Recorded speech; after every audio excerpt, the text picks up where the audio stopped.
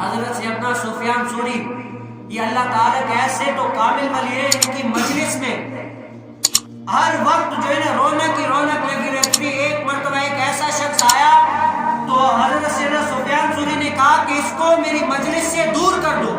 کیا کر دو؟ دور کر دو۔ کہا کہ یہ کیوں؟ کہا کہ یہ امیر ہے اور امیر کے ساتھ میں بیٹھنے کے لیے تیار نہیں ہوں۔ کیا ہے؟ امیر کے ساتھ میں نہیں بیٹھوں گا۔ حضرت سیدنا سفیان ثوری کی مجلس میں ہر وقت غریبوں کا رش ہوا کرتا تھا، معزز شخص بھی غریب ہوا کرتا تھا۔